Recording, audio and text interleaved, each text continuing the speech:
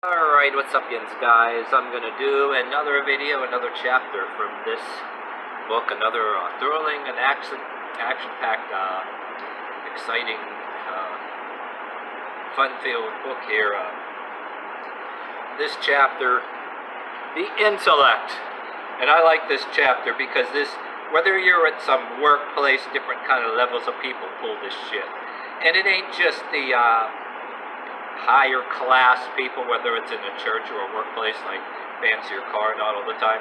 You even got people in the workplace, maybe with tattoos or more tattoos than you, pulling this shit, and maybe they swear as much or more than you. And drink and smoke and everything. They do the same shit, and they could even do it when they're stoned or drunk. Some stoners and some addicts. And I even was looking at Dr. Phil one day, where certain drug addicts and heroin addicts, crack addicts, some of them are really stupid, but then some of them, before they got into it, were highly educated and intellectual to manipulate people. That's another story. But let's get into it. This is just a little extra I was just saying on my part, but my point to this is other classes of people. It branches out. So when you see this chapter, you can think of other levels of people, walks of life that pull this shit. But this one's more talking about, this chapter in this book is the author's talking about more like Mr. Higher class, fancier words, both through his education. But then, it applies to people that act like and lie and say. I believe that people that lie, and you ever meet people like that be lying and saying that they had this college education that they didn't, and they use fancier words. And before I read this chapter, what actually came to my head too, in the earlier years of YouTube, a bunch of years ago, when I was actually taking college classes and I was first looking at YouTube, I remember The Amazing Atheist, and there was this crazy son of a bitch that called himself Fake Sagan, the atheist thing, where they had sayings when they were drama among the atheists, among the, atheistic Satanism that was the big fad, all getting together, against Christianity. Well, you got the religious people who are on YouTube doing their thing, drama against atheists and back and forth, and then you've got drama against each other. And the atheists had rivalries against each other. Anyway, there was this crazy sumbitch that was associated with the Amazing Atheist way back. Who knows where the fuck he is now? Got kicked off of YouTube, but who knows? That crazy sumbitch might have been in jail for some damn thing. Who knows? The way he acted was a little extreme. But and anyway, they had a saying, that with the drama among him and some of these other atheists. So just because I looked at Wikipedia or dictionary.com, all of a sudden you're an ivory tower intellectual. That was a sarcasm that was on YouTube a bunch of times. But that should come to my mind, when I was looking at that back then, what I'm saying is it reminded me of this book that I read before that. That's my point to this. But then anyway, without further ado, I'm going to go ahead and, if you're still with me here, I'm going to read this. The Intellect. Okay, here goes. The Intellect. The ultimate weapon of the credentials-wielding expert, which the credentials-wielding expert is in the other chapters I made videos about credentials. So you might want to take a look at that. Okay, the ultimate weapon of the credential-wielding expert, the vocabulary or the way he expresses himself. Which was, like I just said in the beginning of this video, all kind of people are vocabulary wielding now, ivory tower intellectuals. Some of us are just trying to fucking be decently intellectual just to defend ourselves, but we get tricked by these people trying to throw you. Politicians do the fucking shit to each other. Don't get me started. I want to finish reading this fucking chapter. But anyway, okay, or I'd get myself started. But that bullshit is the reason why I'm reading this book to you guys. Okay, alright, let's get on with the rest of the chapter, okay? If he can't snow you with his reputation, diplomas, or brilliance, He will try to overcome you with a dazzling array of incomprehensible words. When you try to defend yourself and use some decent vocabulary, you can say what it means and all that stuff too, and break it down and use the easier version of the words. You'll get accused of this bullshit too. But some of us need to become somewhat like that to defend ourselves from people that are fucking like that. But anyway, I'm getting started again. All right. Okay, anyway, he will try to talk over your head. If the words are not high, whatever this guy's using, the author is using a fancy word here. I don't know what this word is. F-A-L-U-T-I-N. Look that up. If his words ain't, I'd replace it with a different word. If you can see that word, if his words ain't high, I could say, just for the sake of the thing, just say his words ain't high caliber. They will be so technical that another technician could understand them, and only another technician or other. When that doesn't work, they go to the jargon of their professionals, or shit that they looked up on it. Nowadays, before the author wrote this book, okay, another thing I'll pause once again. Did the author of this book, before internet come on, now you get a rise of new intellectual that will bullshit people and actually look up all kind of shit on the internet. So the internet is a new home for a bullshitter. So that's my case once again, that if that author is still around, he should rewrite it for the internet. I mean, the author's eyes are probably glazing over like the rest of us, all the fucking internet now gives rise to new bullshitters, Anyway, when that doesn't work, they go to the jargon of their professionals, specialized idioms used in a particular field, sort of a shorthand. But like I said, they don't have to be experts. They can just, look up on the internet and they can fake it too, At the time, Anyway, when the internet came along, the author's probably really face-palming and eyes glazing over because there's whole new avenues now compared to the time the author wrote this book, new avenues that these bullshitters, could expand, so to speak. Add to the taking of a relatively simple idea and making it so complex you can't begin to follow what he is saying. Otherwise, fucking turn simple shit into rocket science. And you now have the arsenal and technique of this intellectual. His purpose is to make you feel uninformed, so helpless, that you will gradually open your arms to him as your savior. Well, either that or the object of the game is to be intimidated by him too. If he either wants, just like a cult leader, they either want to be worshipped. They'll take it both ways, like leader of Scientology. They can do both, But in my experience, so-called intellectuals are formally overeducated. Well, if they're not overeducated, they pretend to be too. But I stress formal because it is really impossible to be overeducated in a true sense. But one can get so involved in academic, technical, and sometimes hypothetical matters, one can lose sight of the subject of living. They can't see the logic of their words. Turn simple things into rocket science. And now the author goes into counterbull.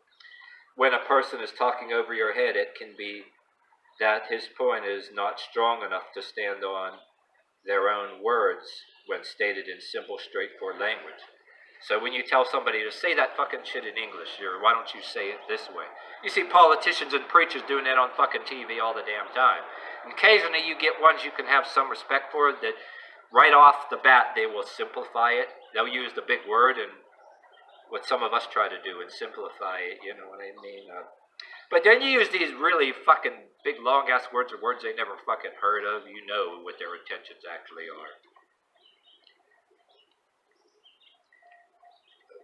To actually, knock somebody down, to humiliate somebody.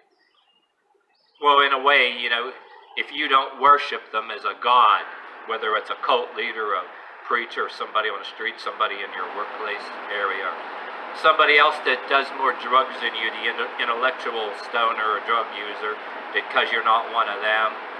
And they usually have to have an army or a small mob of their friends. That involved in the social media influencer, different lifestyles of these social media influencer now, which the author of this book probably learned about, somewhere along the line, which should read another copy. Yeah, okay, yeah, when a person is talking over your head, it may be, well, that the points are not strong enough to stand on their own in simple, straightforward language. Egocentric terms are often a smokescreen for an let me start that again. Egotistic terms are often a smokescreen for an irrational or weak argument.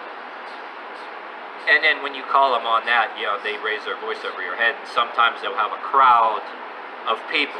They do that in fucking school when we were school kids.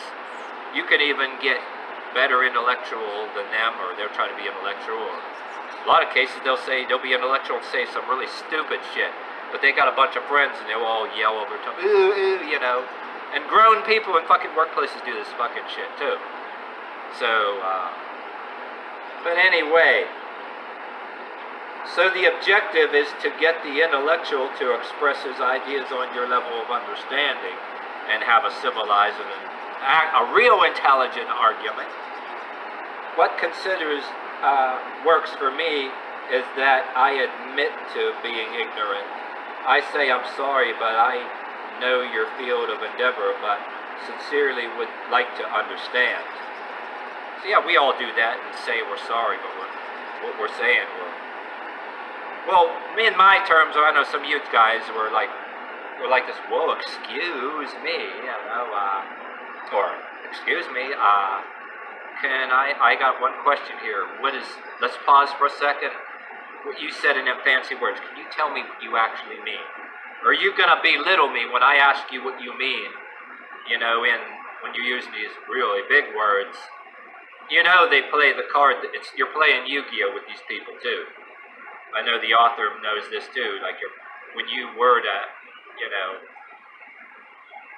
when play the card the way the author was saying, they play their card and continue to make you look stupid when they surround themselves with a bunch of friends. And just like, the late George Carlin always said in some cases, when you get certain people alone to pin something down, to pin a point down, they're not so bold.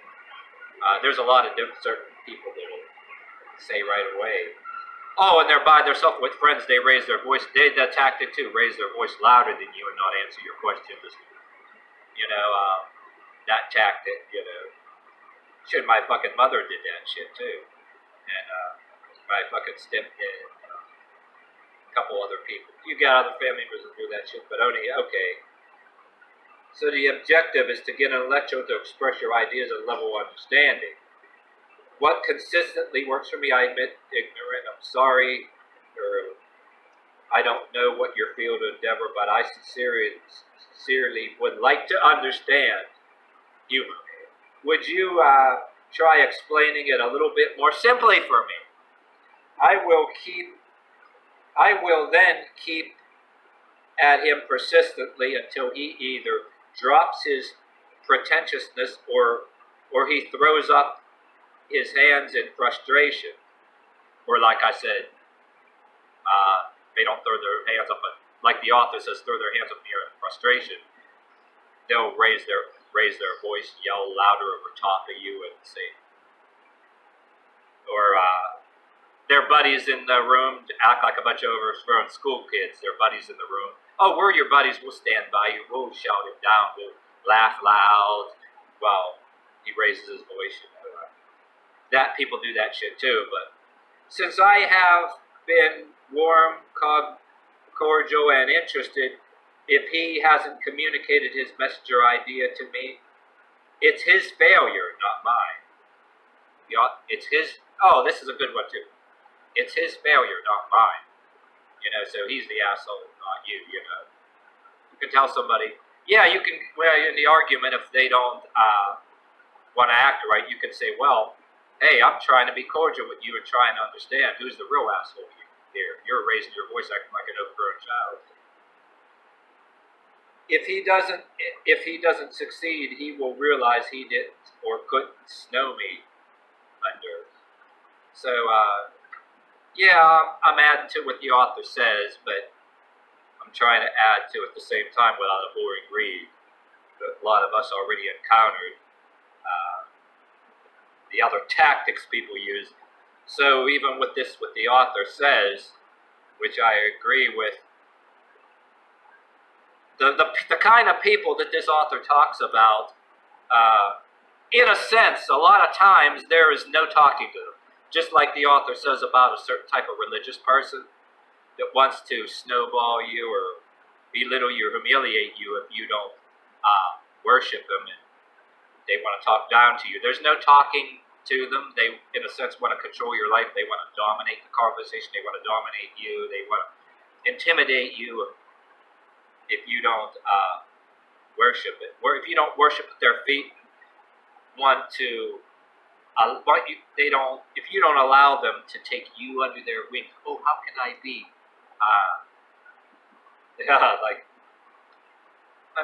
The religious play this game. The opposite of religious play this game. The anti-Jesus cult leaders, the smarter pseudo-Satanists play this game. Pseudo-occult scientists, the pseudo-occult sciences people play this game because. But it's like I'm agreeing with the author, but. Like I said, I always said that they should, once again, I welcome the author to rewrite this book. Well, the author understands, though. The spirit of what they're saying in this book is right, but the times, social media, and all kind of different new breeds of bullshit artists out there. Plenty of new breeds. We're dealing with hybridized bullshit slingers. Put it that way. They're hybridized. So an author like this or even other books, it's only the tip of the iceberg compared to when it was written. That's what I'm saying. All right.